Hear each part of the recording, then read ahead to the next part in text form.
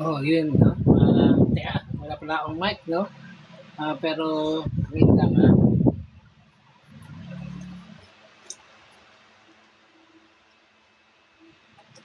Kasi, wag na mag-mic. Okay na yan.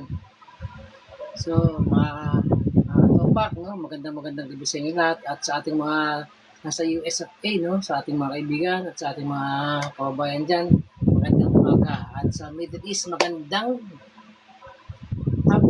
hapon sa Middle East, no? Sa mga taga UAE, US, KSA, Qatar, Kuwait, Jordan, Oman, at sa ibang parte po ng Middle East, no? Magandang hapon po sa inyo lahat yan. So ngayon po pag-usapan po natin ang maraming topic, no? Una na natin pag-usapan ay ito pong kay Cheese at kay itong excuse me po, kay Martin Romualdez, no? Okay, no? Hello po sa kay Sherry, no? Pasensya na, medyo malabo na mata natin. Tumatanda na eh. Pasensya sa hindi na mabatin, no? So, ganun po man. Hi, Joy!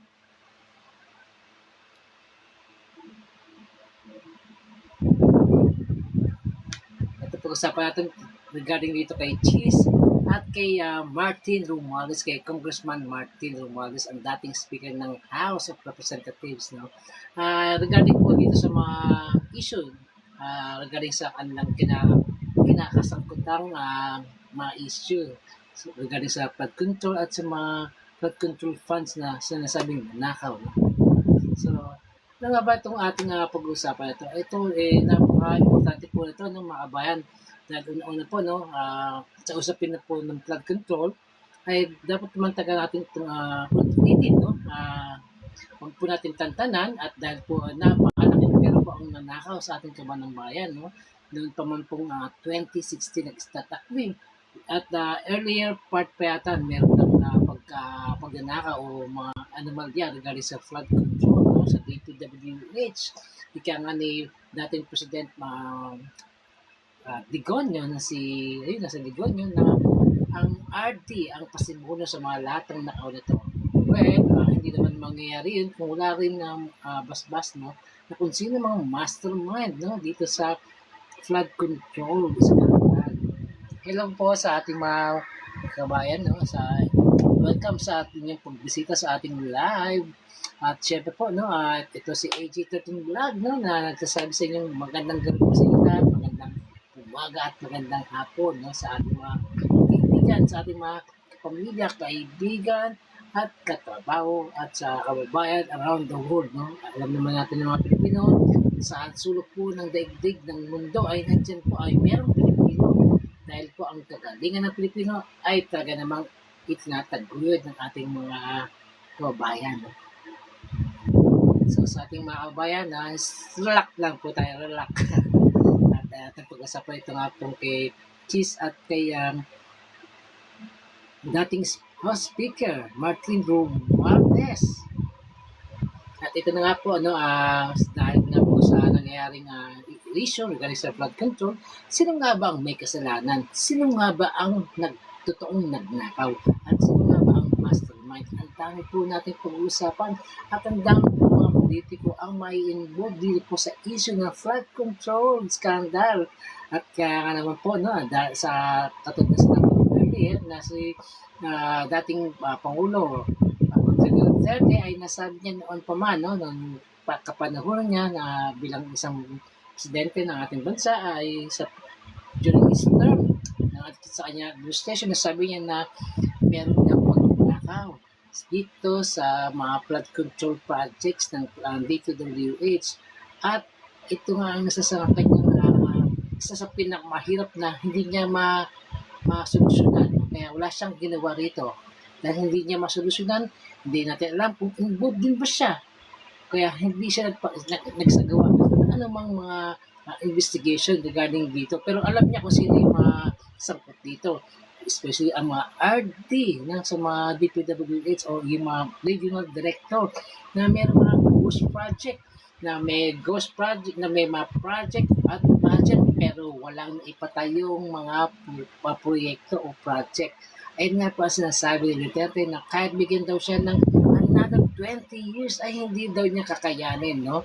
Ang dahil kahit sa binigay sa kanyang kapangyarihan bilang presidente ay hindi niya kaya, no? Na mapano, no, na I mean, no, what we call this, yung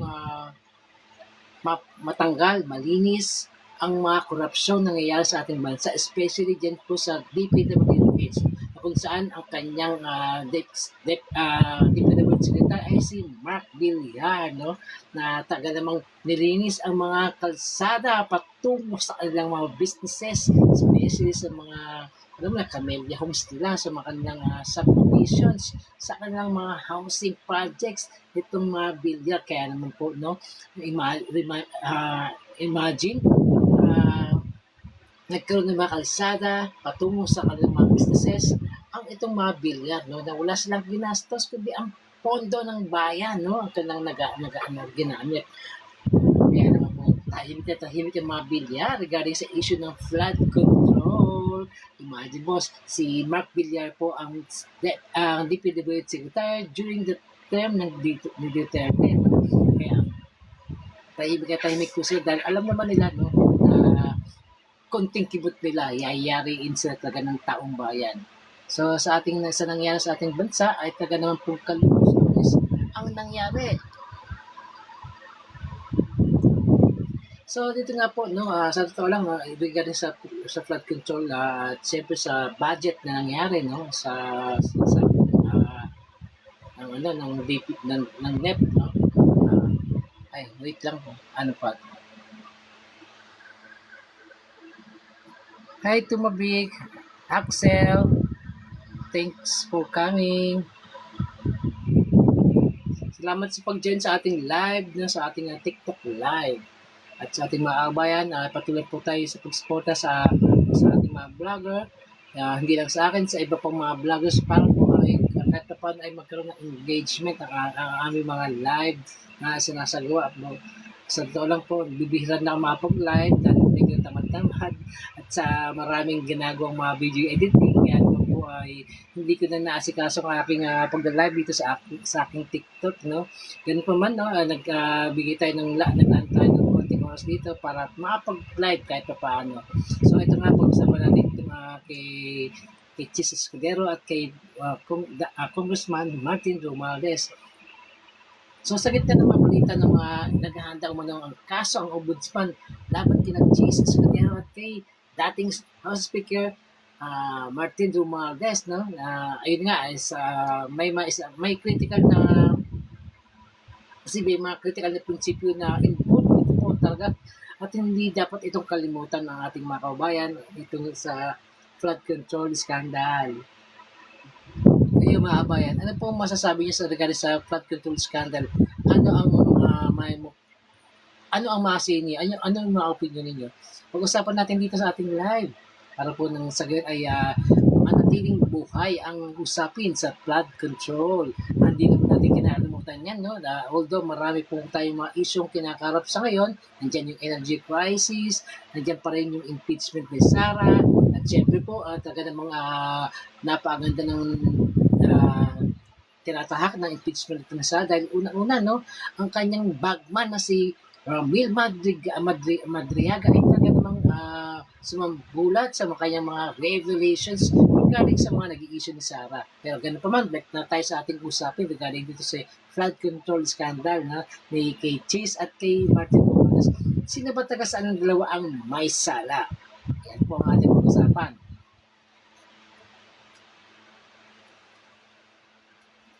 At dito lumitaw yung malinaw na issue at may matanding pagkakaiba. Kasi kay Chis, may direktang ugnayan eh. Kasi napakinggan naman natin yung ugnayan ni Chis sa kanyang contract. Nagbigay sa kanyang 30 million para sa kanyang budget during campaign. At syempre may mga nagsabi na itong si Bernardo na nagbigay siya ng 160 million na, alam mo na, yung commission para dito kay Jesus Escudero para sa kanyang flood control. At yun pa man ay ayan. Hello po sa ating mga kaibigan po, no? Salamat sa inyong pag-join sa ating live dito sa ating TikTok mga kakatopa, no? At syempre po hindi natin kalimutan na pag-usapan ang flood control scandal. no? Siyempre, no, talagang red flag po yung mga nangyari kay Chis Escudero. Nanghingi pa taga siya ng commission, no? At siyempre, din sa mga flood control insertion sa kanyang sa nangyaring mga budgeting sa Kamara, no? So, kay Martin naman, wala talagang direktang ebidensya na para magpatunay na siya ay involved o nakinabang o meron siyang hand regarding sa mga insertions at mga sinasabi commissions o kumita dito sa flood control project o fund. At puro hearsay lamang kasi ang sabi naman sa unang hearing, no, regarding sa kasi during that time na unang salita si Vizcaya, sabi naman niya ay ang sabi lang nung isang congressman sa Quezon City kung saan kinukuha yung kanyang commission regarding sa flood control, ang sabi lang ay pinapakuha nitong si Martin Romualdez ang kanyang commission. Pero ayun ay isang hearsay lamang at sinasabi lamang, maaaring ginagamit lamang ang pangalan ni Martin Romualdez para mapabilis na hindi o maka-extort pero itong isang congressman sa Quezon City, nakalimutan yung pangalan ng Emya. Basta nalimutan ko na yung pangalan ng bata pa yung nito, no, nung congressman na to. Ayun nga sinabi ni Vizcaya, hindi niya nakata si Martin Romualdez, ni hindi tumawag, ni hindi nagkaroon man ng even ugnayan o personal knowledge o personal encounters si Martin Romualdez sa mga Vizcaya. Pero itong congressman ng Quezon City ay kausap niya mismo, no? Kausap niya. Puro hearsay lang, ginagamit lang pangalan ni Martin Romualdez dahil sinabi pa nung ng congressman na to ay malapit daw siyang kaibigan ni Martin Romualdez. So, meaning ginagamit ang taga para siraan si Martin Romualdez para sa kanyang sariling kapakanan, no? Sariling kapakinabangan, no? So, sa ating mga kabayan, himayin po natin. So, sa mga ganyang mga issue, no, mali naman talaga pinapabulaanan ni Martin Romualdez ang kanyang involvement regarding din sa mga flood control commissions, no? Dahil hindi naman talaga siya nakinabang dyan or whatsoever, hindi siya naki-involve dahil una-una sa mga pagpupulong na yan, sa mga small meetings na yan, ay hindi siya kasama sa mga anuman po mga meetings regarding sa budgeting na yan ay hindi siya kasama kundi si Chis Escudero lamang po. Although dapat hindi taga sila kasama pero si Chis Escudero ay tagang personal na naki-involved sa pag-hearing o pag-meeting sa mga budgeting na ito, pag-insert ng mga budget, nandyan si Chis Escudero. So, sa lahat ng yan ay kaya naman ito si Martin Romualdez ay agad-agad siyang nag-bitiw bilang Speaker of the House, no? Dahil gusto lang niyang ipakita sa kanyang mga constituents na para magkaroon ng kalinawan at para hindi siya magkaroon ng sinasabing dahil siya yung Speaker of the House, maaari niyang i-influence yung mga situation o yung mga issue regarding dito. Kaya ang ginawa niya, mismo siya ay nagbitiw agad para magbigay daan, no? Mapabilis kung ano man pong mga dapat mangyari, no? Na para malilinis sa kanyang pangalan, nagbitaw siya ng pusa. Hindi sa tananggan, kundi nagbitaw po siya ng pusa. Itong si Congressman Martin Romualdez. Patunay lamang yan na siya ay nakikiisa sa mga panawagan ng taong bayan regarding po dito sa flood control issue. Pero si Chis Escudero, hindi yan nagbitaw. Natanggal siya dahil sa kanyang kapabayaan, dahil sa kanyang kakulangan at hindi magandang pamumuno bilang Senate President sa Senado. No? Natanggal po siya. No? Hindi siya nag-resign. So, ganun pa man, no? Napakalaking kapakaiba. No? Isa nag-resign, isa hindi nagbitaw. Hindi nag-resign, kundi tinanggal dahil sa kanyang incapacitated bilang Senate President. At isa dito yung mga linya ng mga Duterte na na kumakampi dito kay Jesus Escudero dahil alam naman natin na kung gaano kalapit ang Duterte dahil nga po during impeachment, no, impeachment ng 2025, instead of forthwith na dapat naisagawa ng Senate ang impeachment ni Sara ay naging long with. Hindi nangyari, no, na-archive lang, no. So yun nga, no, ito na nga. Hello sa ating mga kaibigan. Hi sa inyo lahat po. Salamat sa inyo pagbisita sa ating live. Kay Papa Mel, hello. Kay Joy, sa ating mga kapwa-vlogger, hello.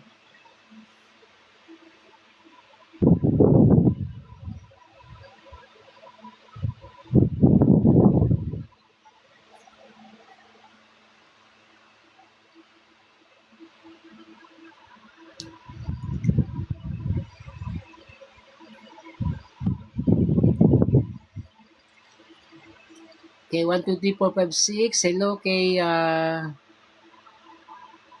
Manapul. Kay Harry Manapul. Ay, Hillary Manapul. Thanks for coming by.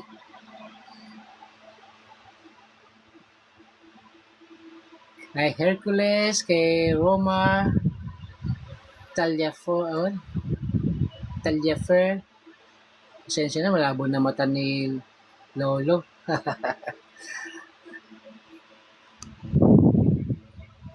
Ayan po, no. Pagpatuloy natin itong ating issue regarding sa flood control kay Jesus Escudero at kay Congressman Martin Romualdez.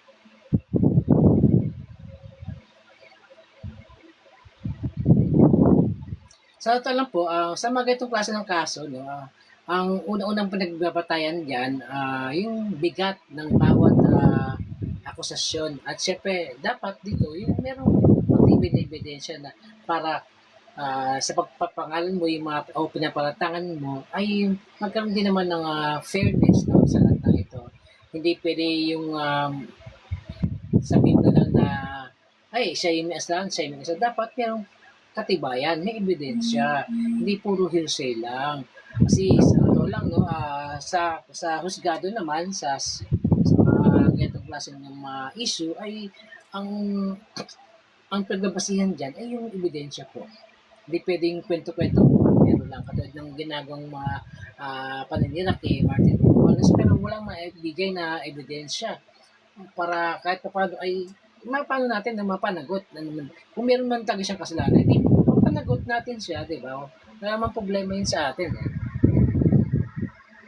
Kaya naman tayo kumaampi lang kay Congressman Martin Romualdez, ay talaga naman walang ebidensyang ipinapakita. Puro hearsay lang ginagamit at idinadamay lang siya sa mga issue dahil nga po una-una even before na manalo si Martin Romualdez ay talaga naman nag-iitan na siya ng mga Duterte. Pati dito kung saan ay nagkaroon pa ng issue regarding sa alam mo yung kudeta sa Congress, although kinausap na ni GMA at ng Sara yung mga kongresista para mapatalsik itong si Martin Romualdez noong May of 2023 pa po, no? 2023 pa.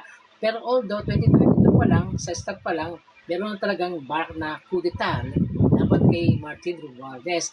At dito papasok na to si Gloria Arroyo na isang sobrang traidor na tao. Siya talaga yung mayroong dugo ng aso.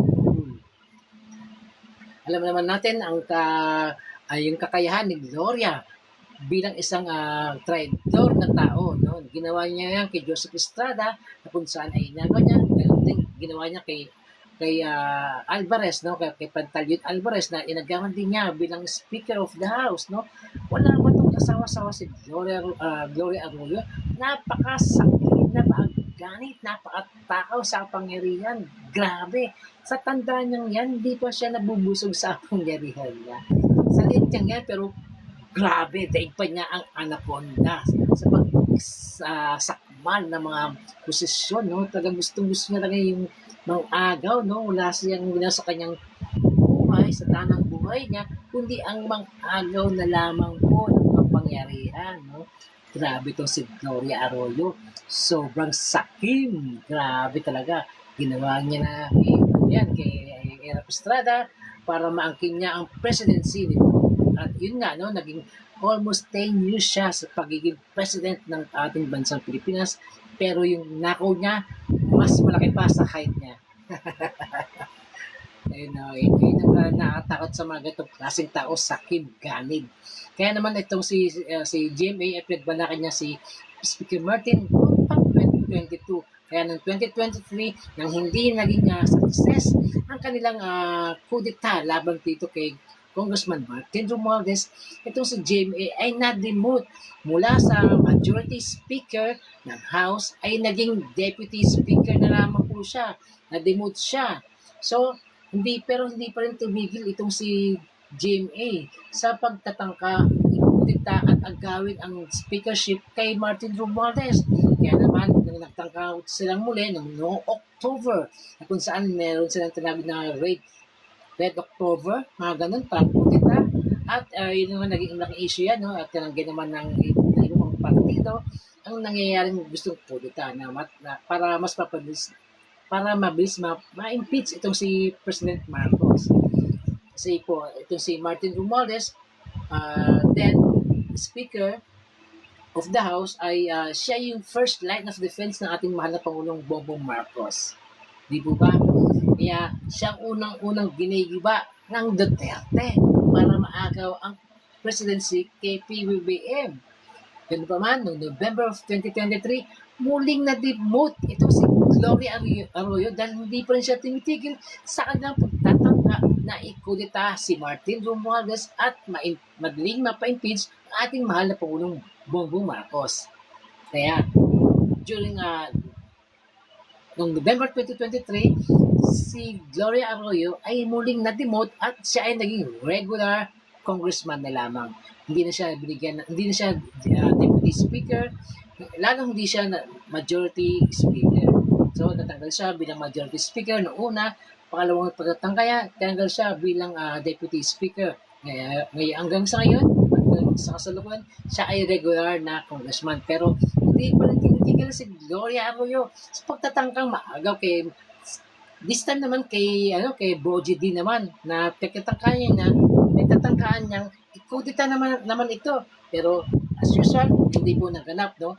Hindi po naganap ang pagtatangka ni Gloria Arroyo na ikudita si Boji D. So sa ngayon, si Boji D pa rin ang nananatinang House Speaker ng House of Representatives ng ating Kongreso. Pero sa totoo lang po, no, kung sa akin lang, no, dapat na lang bumalik itong si Martin Romualdez bilang Speaker of the House diyan po sa may House of Representatives. Dahil sa totoo lang po, during the term ng ni Congressman Martin Romualdez ay taga namang napakaraming batas ang panukala at naging batas during his term at napakaganda po ng ginagawa ng mga congressman dahil napakasipag nilang gumawa ng mga batas at maisabatas ang mga ito. Yun, sa mga kaibigan natin. So, sa lahat po ng nangyayari yan ay dapat po natin pag-isipan mabuti, no? Kung kanina ba tayo dapat naniniwala. Doon pa sa mga dami-daming chinichika, pero walang ipinapakitang ebidensya. O sa mga ang dami nang nasasabing ebidensya, pero ayaw pa rin natin paniwalaan. Ano nga ba, Ano nga ba, kuya, ang gusto natin paniwalaan? Dapat kasi, nag-iisip din tayo ng mas maayos. No? Tignan natin ang bawat side kung saan pa tayo dapat kumonekta. Di po ba? So, sa lahat ng ito, no, sa totoo lang, ito si Jesus Escudero, ngayon, sa totoo lang, antay-tahimik ngayon ni Jesus Escudero dahil alam naman niya no? Di ba, nung nakaraan nga, yung kung saan nagkaroon ng resulta, no? Nagkaroon ng resulta ang Blue Ribbon Committee nitong si Ping Lacson at meron na silang dokumento para sa kung sino yung i-recommend nilang kasuhan para dito regarding sa issue ng flood control projects o scandal. At yun nga, no, nalaman nila na si Jinggoy, si Villanueva, at ito nga si Escudero ay yun ang naging recommendation ng Blue Ribbon Committee na ipa-ombudsman isang pa na sa ombudsman ang mga kaso laban sa mga senador na ito.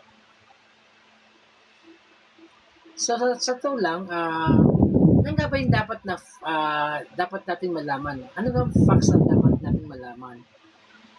Hindi yung feels lang, hindi basta-basta lamang feels. Kasi ang pundasyon o direct evidence versus absence of evidence. Ganun ang dapat yung ah, solid evidence, no? Para o direct evidence para mas malaman natin kung paano tayo magre-react at kung kanina pa tayo dapat maniwala. Sa batas kasi mas malinaw yung hierarchy, yung sinasabing yung sino na una, kasi mas mataas, sino mas upper, yung mga ganyan.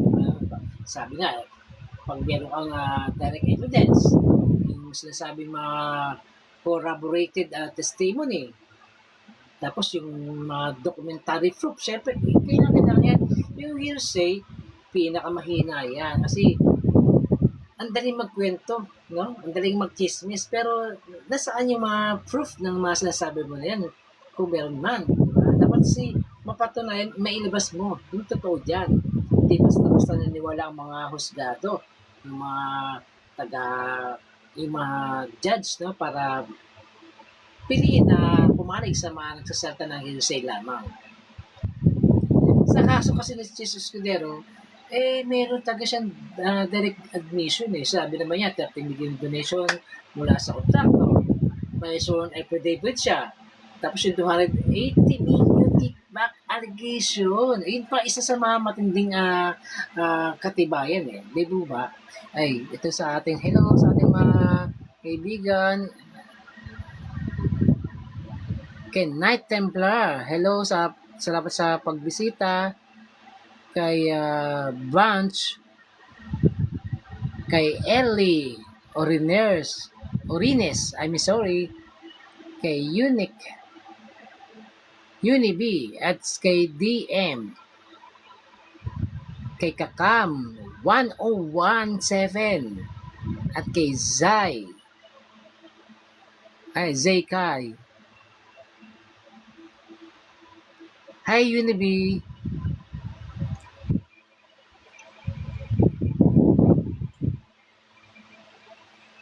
Yun nga po, no, dahil sa mayroon siyang direct admission to si Chiswiner, ang hirap na niyang malusutan ito. Kasi siya na mismo yung nag-admit eh. Although, during on the part ng sa ano naman, sa may commission on election sa Comelec, napawalang sala itong si Chiswiner regarding nga po din sa may 30 million no, sa nabigyan ng contractor. Ano nga ba dalang ang dahilan? Parang something fishy sa nangyayari sa Comelec talaga. May bayarang nangyayari kasi hindi sila matinong mag-decision eh. Parang iba eh. Dapat meron siya ng nakasuhan to si Cheese regarding sa tanggap ng campaign money from the contractor, which is alam na isa yan sa mga kumbaga dahilan para ma-disqualify ng isang kandidato or something o para matanggal sa posisyon ng isang tanong elected official kung napatunayan na ito ay nagkasala sa omnibus election. Pero sa nangyari, dahil dito sa nangyari, napawalan sa Cheese, ewan ko lang kay George Garcia. Good luck. Galingan mo pa pag nanakaw.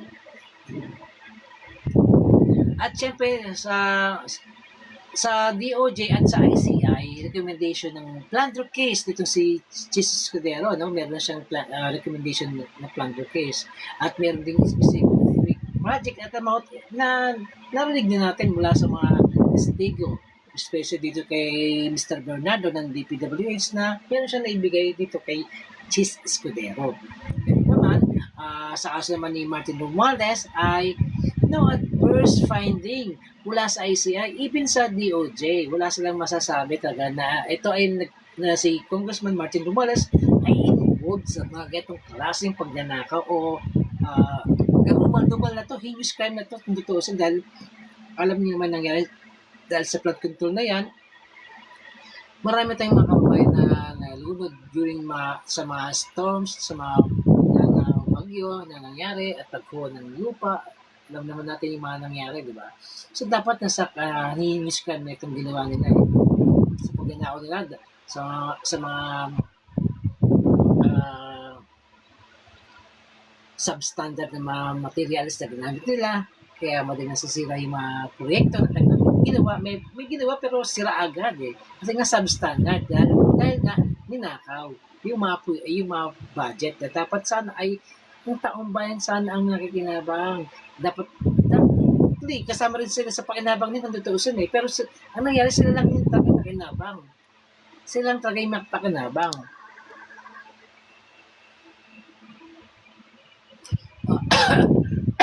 And also, regarding kay Martin Romualdez ay walang adverse finding ng ICI, wala rin dokumento magkapatunay na siya ay involved o merong merong admission mula kung kanino man na mga kasapot dito na pwedeng magpatunay si Martin ay involved sa ganitong klaseng scandal o pandurugas, pandurobo sa kabanamayan. Wala eh.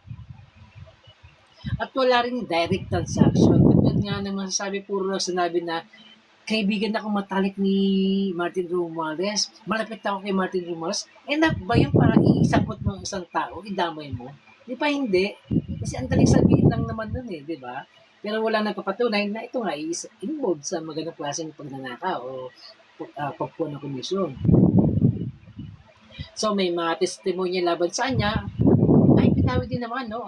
Nilinaw bilang hearsay. So, ayun nga, dahil nga sa sinabi ni, ito nga isa sa mga naglinaw naman yan, ay ito si Diskaya. Sinabi lang sa ni Diskaya, yun nga, katulad sa pa rin na isang congressman, sinabi na hiningi na ni Martin Romualdez yung kanyang komisyon at ito ay malapit siya kay Martin Romualdez na ganung bagay pa. Ayun ay hearsay lamang po, no? Hindi pwedeng pagmamahan na bilang isang ebidensya. So, sa ating mga kabayan, dapat palinaw po sa inyo ang ibig sabihin ng hearsay at yung ebidensya na dapat isa sa mga matibay na mga paraanan para mas madiin at maging matatag yung kaso laban sa isang taong ating hinusigahan o inaakusahan. So, sa simple salita ng mga issue na to, kay Escudero, may laman ang mga kaso, siyempre kay Romualdez, puro duda o dada lamang, pero walang patunay. Yun po dapat ng ating kinukonsider, no? Yung patunay, yung ebidensya, yung solid at direct, no? Hindi pwede yung chismak na ganitong barbero. Hindi pwede yun. Kasi kaya tayo pwede tayong masagot sa mga ganyan kung hearsay. Ay, hindi rin natin mainom kung ganyan. Paano lang tayo? Paano natin may pagtatakbo sa natin? Diba? So, dahil si Escudero, may direktang link sa mga contractor, hindi ito allegation. Hindi rin ito, pwede natin sabihin na, kasi inamin din niya naman mismo eh, di ba? Yung mga ibang ipinakunsaan niya. Nang tumanggap siya ng 30 million campaign donation nung before na kanyang sa kanyang senatorial bid, no? 2022, no? 2023, di ba? Okay. Tama, 2022 na. Mula kay Lawrence Lubiano, isang contractor, may-ari ng Centerways, isa sa mga top flood control contractors. Doon pa lang ang linaw na agad, no? Na meron siya involvement talaga. Direkta. So, ano pa pwede niya itanggi dyan? Siya na rin mismo kahit sa sariling bibig din naman niya ang galing. Imagine mo, sa legal na analysis kasi, sa batas natin, kapag ang mambabatas ay may financial link sa contractor na may proyekto sa gobyerno, ay, iba yan. Ibang klase yan. Siyempre, magiging hindi patas. No? Magkakamuntagan ng sinasabing biases. Siyempre, kapag yung contractor ang nagbigay sa'yo ng campaign funds, siyempre mas siya yung magiging first priority mo sa pagbibigay ng mga proyekto mula sa gobyerno. Magiging unfair yun para sa ibang mga contractor na gusto rin magkaroon ng involvement o magkaroon ng proyekto sa gobyerno. Pero dahil sa ng isang contractor na kaibigan mo ay nagbigay na sa'yo ng paunang bayad, sabi nga. Diba? So, magiging wala ng saysay yung pag-join ay ibang kontrakto para sa isang bidding, di ba? Dahil yung tutusin, eh, napaunang bayad na sa iyo, nabigay na. Di po ba? So, yun nga, may conflict of interest, may potential undue influence. Yun yung sinasabi ko. Undue influence. At syempre, may probable cause for deeper investigation dahil dyan. So, sa atang po ito, no, mayroong mga direct connection yan eh. May direct connection yan. Dahil sa naging kaso ni contractor at Jesus Escudero. Going to Martin Romualdez naman, walang ganito admission. Lalong wala rin ganyang klaseng contractor and politician involvement o yung kanilang pagkakunawaan. Walang ganon. Walang dokumentong nag-uugnay talaga. Walang financial trail. No? Walang link talaga. So, paano mo kakasuhan si Martin Romualdez? Kung ganyan, wala naman taga-ebidensya. Walang link, walang direct link, walang direct involvement. It's unfair naman kakasuhan mo, wala naman napatunan, wala naman naibigay na evidence or direct or solid evidence against Martin Romualdez. Hindi man fair yun. Dahil lang sa gusto ng mga Duterte ma-diin o ma-pin down itong si Martin Romualdez, gaganyanin mo na. It's unfair. Paano kung sa inyo nang nangyari yan?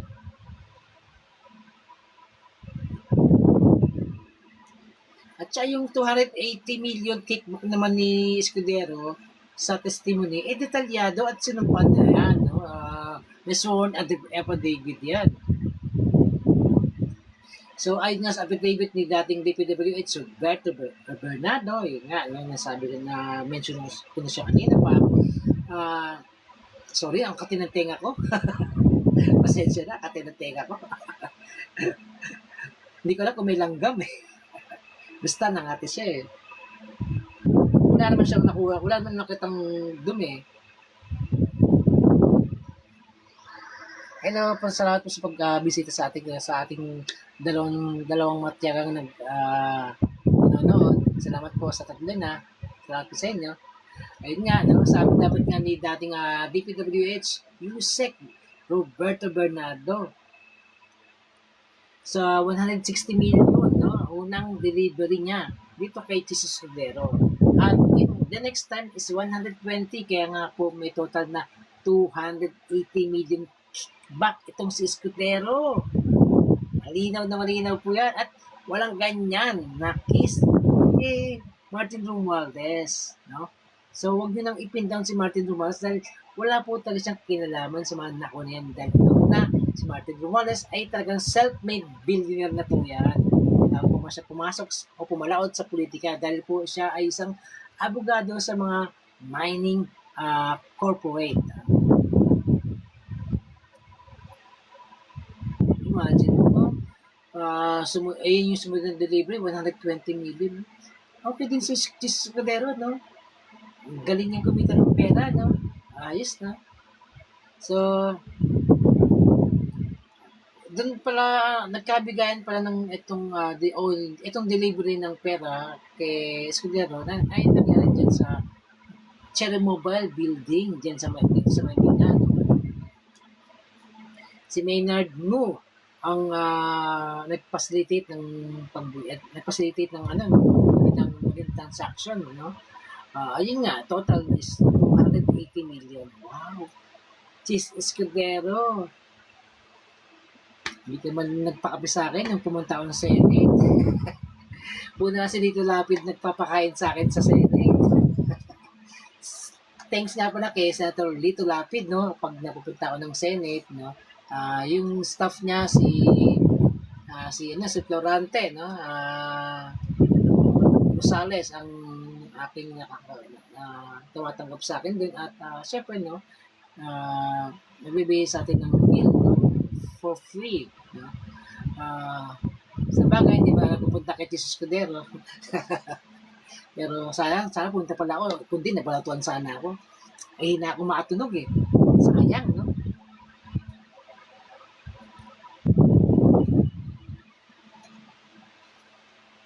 So, pero sabi nga dito, may 1.4 billion projects. Saan kaya yun? 20% commission arrangement? Wow, ang laki naman. Grabe.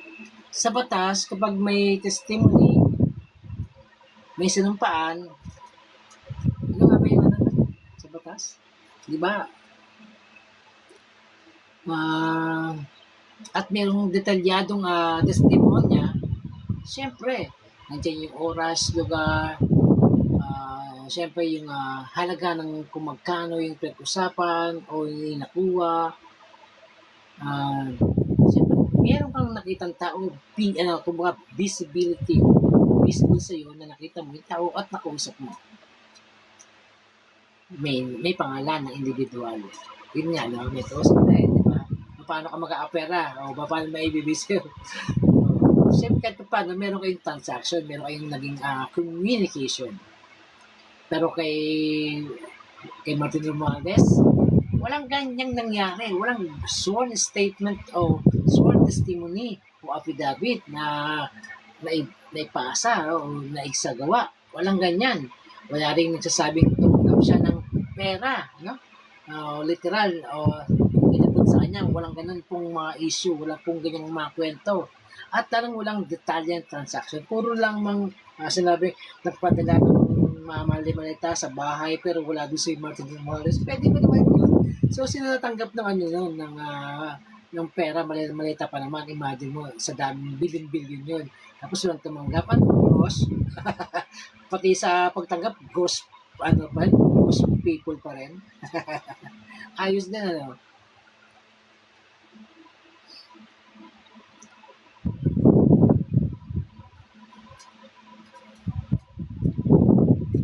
Ay, share natin tong ating no? Hindi pa na-share.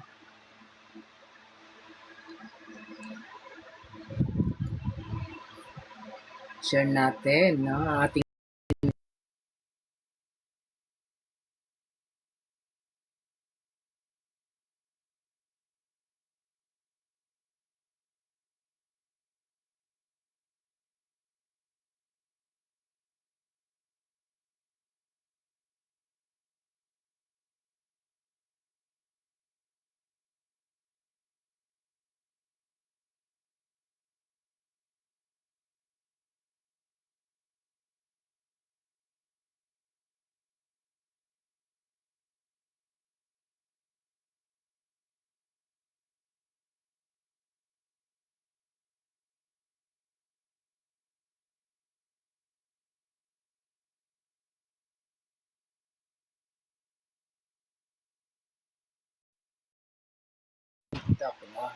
salamat sa ating mga kaibigan, kahit hindi kaibigan.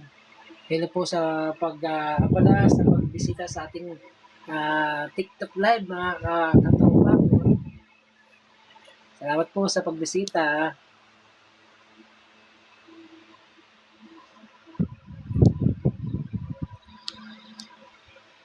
So, yun nga po mga kabayan, no? Dun nga sa nangyaring pagsisiwalat ni Diskaya sa unang testimony niya, sa affidavit niya na ibigay niya kay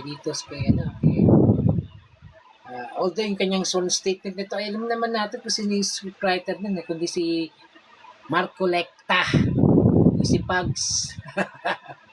So, kasi obvious naman kasi si Marco Lecta eh. Una-una, yung asawa niya ay may involvement sa mga Diskaya. Gawa na ito ay siya nag-manage ng mga insurance dito, no? Ito nga, sa mga Diskaya. Sa mga nagiging project sa flood control. So, isa sa mga pinakamahalagang punto rito, yung si Carly, si Pacifico. Hindi kaya si Carly, isa sa mga naging beneficiary ni Inday Sayad sa confidential funds. Di ba alam si Carly Taps, si Piatos, di ba mga ganyang bagay? Kasi ito si Carly. Pwede yung gawin mo isa sa mga beneficiary yun. At si Pacifico, Carly Diskaya the second. At ito pa the second. As siya mismo yung nagsabi na walang direct transaction dito kay Martin Romualdez. Hindi sila nag-usap. Oy, sorry. Ang ating tiyan ko. Kita ito yung malaking tiyan. So, wala nga silang direct transaction ni Martin Romualdez. Hindi sila nag-usap. Talong, hindi pangalan ni Martin Romualdez, ayun nga, no, ginamit lamang yung pangalan ni Martin Romualdez, itong isang congressman ng sa may QC, no. At sabi nga parang matandang ko, sabi ni Carly Taps, na nakatama niya si Martin Romualdez noon, pero sa isang event, pero hindi sila nag-usap o hindi sila magkakilala. Nakita lang niya, no? By chance, no? Nakita lang niya. Pero hindi sila nag-usap o whatsoever dahil hindi man sila magkakilala. Pero kilala ni Carly, itong si Martin, syempre.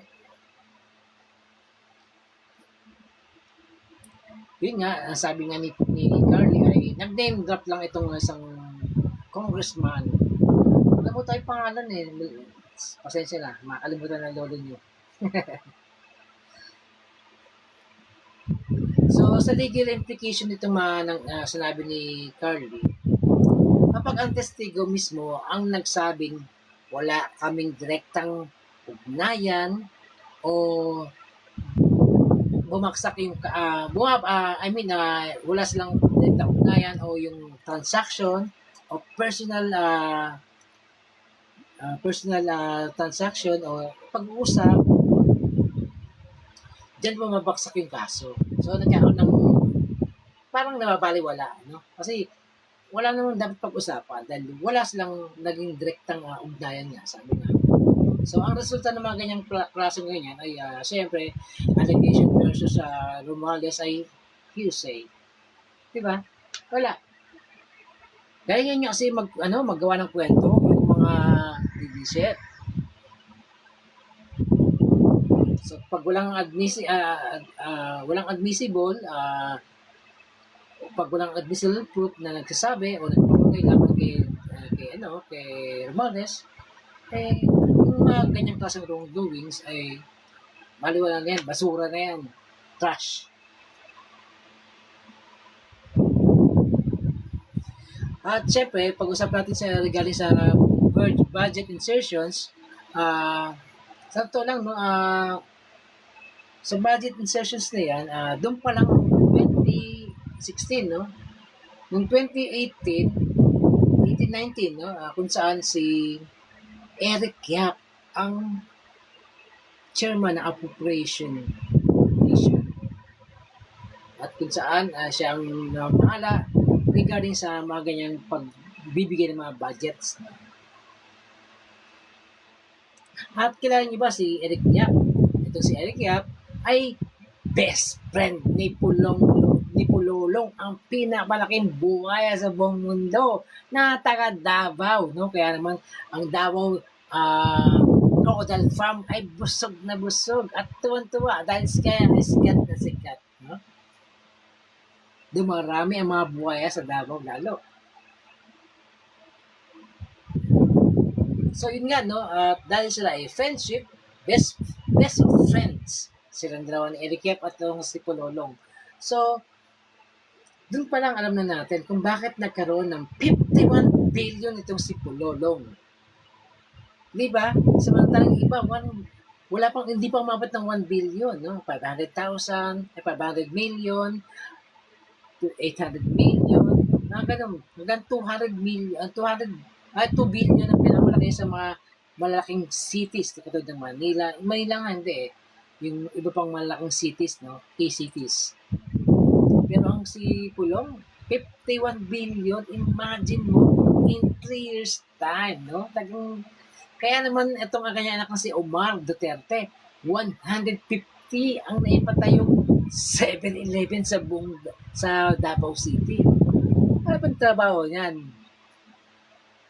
Bakit nagkaroon ng 150 na 7-Eleven outlets dyan sa may Davao City? Nakapagtaka, di ba? Saan kinuha yung pera? Di ba?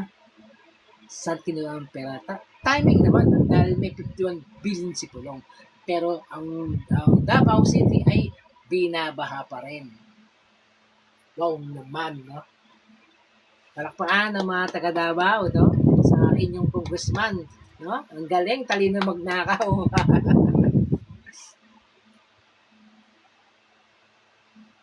So dito no sa budget insertion, so ito systemic to versus speculative. Systemic dahil 2018, 2019 pa kung saan si Eric Yap ang siyang chairman ng operation committee, no? At siya po siya nag-aalat ng mga budget para sa mga congressman sa mga kanilang mga nire-represent na na distrito.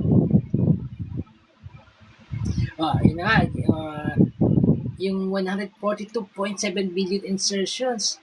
Sino ba utak dyan? Sino pa kundi si Escudero? Imagine. At yung 9.1 billion, saan napunta? Imagine, 9.1 billion napunta sa Sorsogon. Wow. Taga saan ba si Cheese? Di ba? Taga Sorsogon. Imagine mo, nakuha rin ng malaking pondo dyan ang kapatid ni Cheese Escudero. Di ba? Ang gagaling. Alam na alam kung sino nakikinabang talaga sa mga nakauwan sa gobyerno. Kundi mga kaalyado ng mga Duterte. Sabi nga, di ba? Kasi itong mga sa may cameral naman, ito yung binubuyan ng upper and lower house, no? So, sa bicameral conference committee, kasama si appropriation chairman Saldico. Kasi ito, 2022 na yan, si Saldico. Saan siya naging chairman ng appropriation committee. Isang dalawang partner. May allegation na nabawasan yung iba pang pondo katulad sa health and education pero tumaas sa DPWH. Yan, no? Ganyan sila kalala, no? Katiwali. Yan sila kaganid. Yan sila kasiba sa budget ng ating bayan, sa pondo ng bayan. No? Ay, nako. Pattern nga ba talaga sa control over budget allocation? Siyempre sa batas kapag may control, may benefit. At siyempre, pag ganyan, talagang pattern talaga. At siyempre, alam mo na kung yung sabihin nun, abuse of discretion or corruption. Abuse of power. Siyempre, nandyan yung posibleng abuse din ng discretion or corruption sa mga ganito klaseng mga budgeting, no? Sa pagpondo ng mga projects ng ating bansa. Nagkakaroon talaga dyan ng mga abuse of power. Kaya nagkakaroon ng corruption. Ito si Escudero,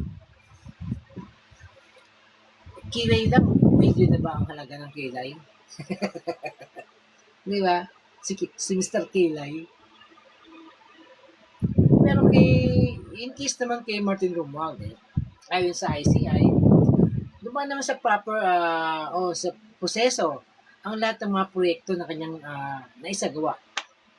Yung kanyang mga ayuda, AKAP, TUPAD, AYIX, at kung ano pang mga ayuda na ipamahagi naman no sa ating mga kababayan.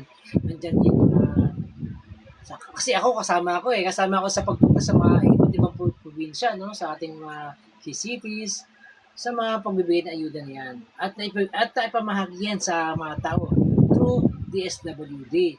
Harap po ang DSWD at ibinibigay sa bawat tao no. Harap ang maraming tao na ibinibigay ng sakto, let's say 10,000, 5,000, 5,000, 3,000, 3,000. Sa tao, walang kinakaltas. Ganun po yung dapat na ginawa before dapat. Kasi yung nangyari before, yung mga ayuda, ibinibigay sa tao-tao lang, tapos kinakalsan. Kina, pag dumaan kay mayor, kaltas-kaltas hanggang sa pagdating sa barangay chair, sa barangay level, kaltas-kaltas. Kaya yung sa mga nakatanggap, konti na lang natira. Pero dito sa, during kay Martin Romualdez, sa mga ayuda na ipamahagi, ay direkta po sa taong ipinamahagi. No? Walang kaltas.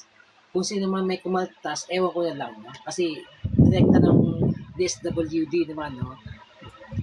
Hindi na natin alam kung ano pang nangyari. Malay mo, yung isa mga taong kumuha sa mga tao na yan para magkaroon ng ayuda, ay may usapan ang kumagas ng 10 to 20%. May iba sabi 50-50. So, yun, no? Grabe, no? Sabi na walang kaltasan eh, kumakatis pa rin.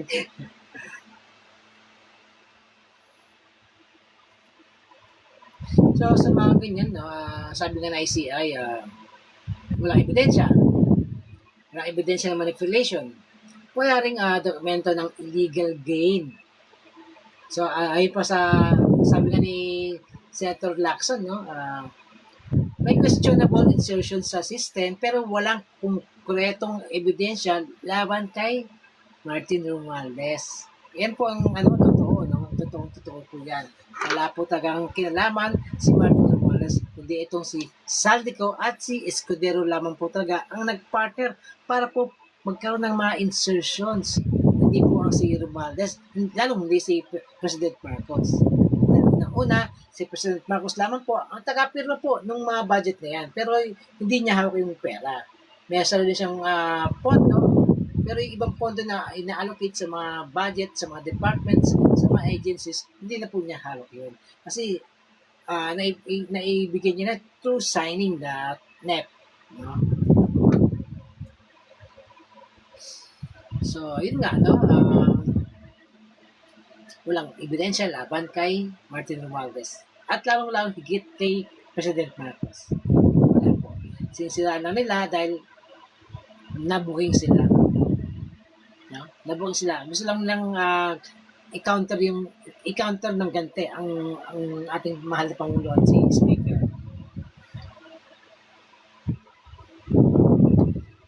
So, sa mga itong sa pinaka-critical na sandali, lalong higit kay Escudero, ang DOJ at ICI ay meron recommendation recommendation para sampahan ng kaso ang ombudsman at recommendation para i-clear yung tao na ito ay walang tamang akusasyon o strong evidence laban sa tao para ma-clear at hindi siya ma-recommend to file a case sa sa ombudsman. Ganun po. Kasi kay Escudero, kasi yung DOJ at yung ICI nag-recommenda ng further investigation laban kay Cheese. Pero kay Martin Romualdez, ang ICI, no adverse finding. Ibig sabihin, walang nakita na illegal na activity na pwedeng akusahan o kasuhan si Martin Romualdez. So, walang sapat na ebidensya para idiin siya. Excuse me. Nalibigay ko niya ako.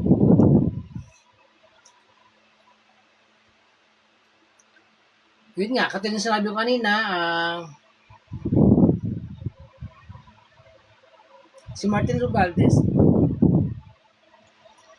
nag-resign. Si Cheese tinanggal. Natanggal. Maraming pagkakaiba po yun, no? Kasi isa willing nag-resign siya by himself, no? Nagpusa. Si Cheese, without his permission, no? Ayaw niyang matanggal bilang Senate President para maprotektahan niya yung sarili niya, pero siya ay natanggal at napayatan ng bago. Ito na nga si SP Soto. So, siyempre, no, imagine po ninyo, no, nagkaroon, kasi, kaya siya natanggal, nagkaroon ng loss of confidence sa kanyang mga kapwa-senador, no? Kaya, ganun na nangyari. Pero kay Martin Romualdez, mas, actually, no, nung pag-break ng session, nung, sa 28th session, pagdating ni Kong Martin Romualdez, ay nagkagulo kasi sa plenaryo. Parang artista si kung Martin Romualdez, picture yung mga congressman sa kanya, talagang siya yung pinuntahan ng halos lahat, no?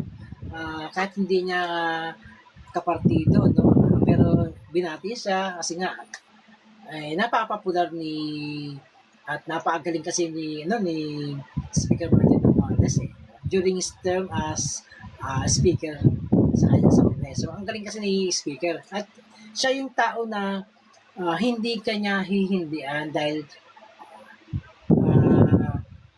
dahil hindi kanya ka same ng kanyang ipinaglalaban o dahil makakaliwa ka, no? Hindi siya yung taong ganun. Kinakausap niya lahat, no? Binibigay niya ng chance, binibigay niya ng clear space yung tao na gustong makapag-usap sa kanya at pag-usapan yung mga kanilang idinudulog sa kanilang mga distrito, sa kanilang mga nayon, kung ano mang gustong mga proyekto ng mga ito. Kinakausap niya. Wala siyang sinisino na ito, makakaliwa, hindi natin kausapin yan. Hindi siya ganun eh. Kaya ay mga tao sa kanya, yung mga congressman, mga representative dyan, kahit nakakaliwa, ay ginagalang pa rin naman siya. Ginagalang siya dahil nirespeto siya dahil mahusya siyang mamuno bilang speaker sa Congress.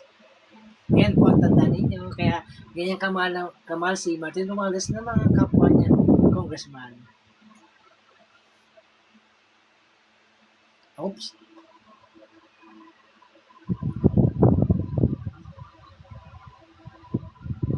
Ayan. More than hour na yata tayo. No? Wait lang, no? Check natin ang ating time. Okay. Ilang oras na tayo. 1 hour na nga, and 2 minutes. Yes, kaya pala nagkaroon ng checking. Claim natin tong claim para umangat-angat ang ating. Yes, Leon, thank you.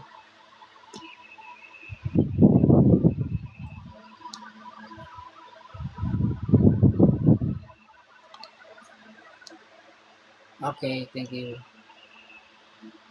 Claim pa natin sa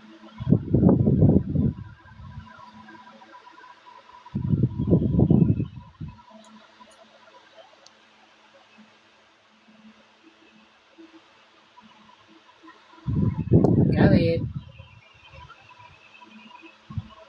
Thank you. Yes, no? Salamat po sa ating mga kaibigan, sa mga kababayan. So, yun na nga, no?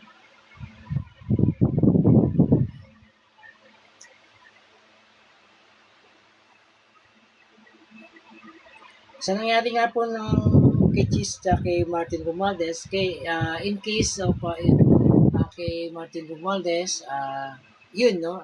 Kusang nagbitaw, kusang nag-resign as speaker, ang layunin upang bigyang laya, no? Upang bigyang daan ang investigasyon para patunayan ang kanyang panig, no? Hindi siya, ayaw niyang i-influence dahil siya ang speaker ng House, no? Kaya nag-resign siya para bigyan daan yung investigasyon. Yan po ang tamang ginagawa ng isang politiko na nagkakaroon po ng questionable sa kanyang pagkatao o sa kanyang mga kasalukuyang sitwasyon. Pero kay Jesus Calderon, no? Hinintay pa niyang tanggalin siya. Sana nagkusa na rin siya nag-resign as Senate President. Kaya tanggal ka pa eh. Buti lang si Martin Romualdez, may delikadesa.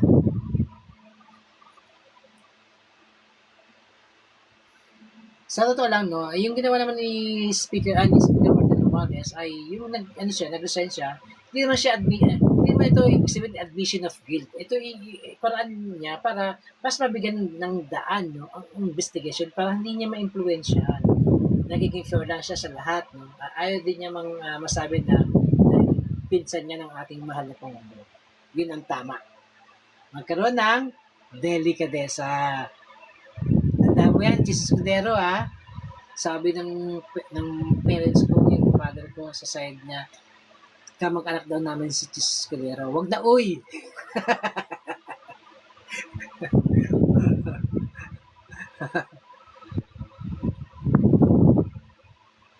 Okay naman kilay ko no? Hindi ka na kailangan magpakilay.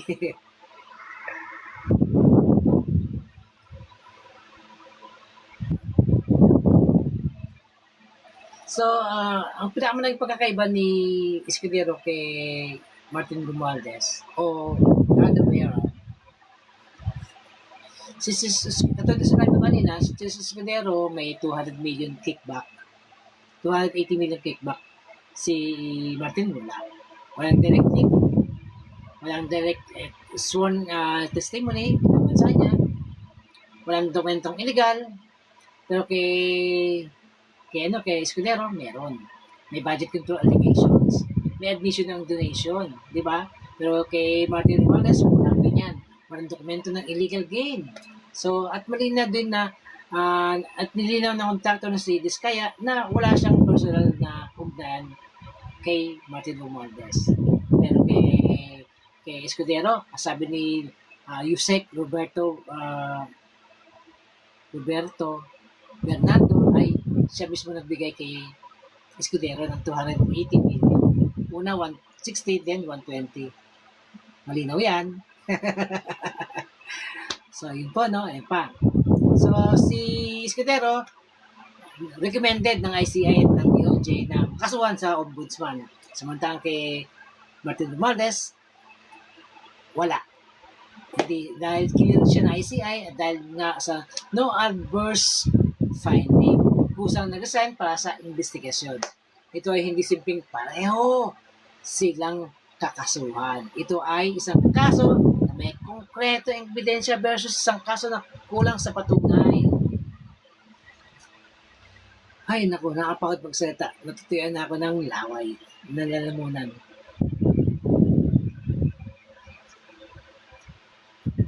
Ngayon, sa lahat pong marami, sa anong oras naman, ako, maaga pa pala ang aking lakad bukas, no? Mag-jogging pa pala ako bukas.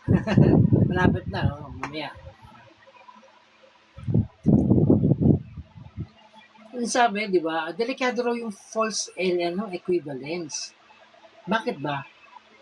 Kapag pinantay ang dawa, sabi nga, di ba, nilalab daw ang tunay na ebidensya. Nililis ang publiko. Napabaluktot ang justice system. Bakit nga ba? Sa batas kasi hindi pwedeng pareho ang hatol kung hindi naman pareho ang ebidensya. Hindi pwedeng ganun. Samantalang isa, wala ka ng ebidensya. Isa, umaamin naman na mayroon siyang tinanggap na na commission o sinasabing suhol. Di ba? Hindi pwedeng mong kasuhan, hindi sila pwedeng pareho silang makakasuhan ng same weight, no? Kasi isa, wala namang tinatanggap na 280 million para sa isang sabi commission. Di ba? Mali yun, di ba? Hindi, ayun yung sasabing false equivalence.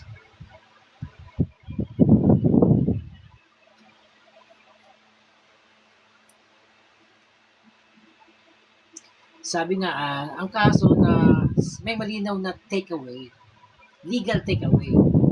Kasi sa kaso naman ni laban kay Escudero, may substantial basis for prosecution. Kay Speaker Martin Romualdez, allegation. Walang substantial allegations. So, hindi mo pwede sabihin na ay, dyan na pumapatak o yung sinasabing false equivalence.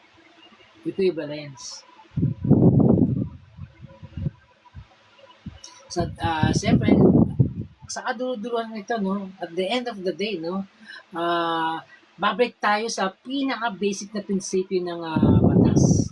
Ang akusasyon ay hindi katumbas ng kasalanan. Tandaan po yan, ang akusasyon ay hindi katumbas ng kasalanan. Pero ang ebidensya, ang mga pasya, hindi ingay na madidiset.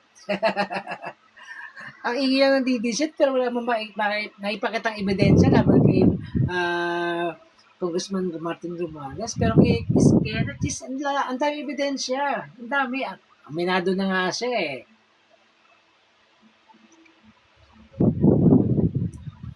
Kaya nga patong-patong na yung mga harap at kaso ng Jesus Escudero.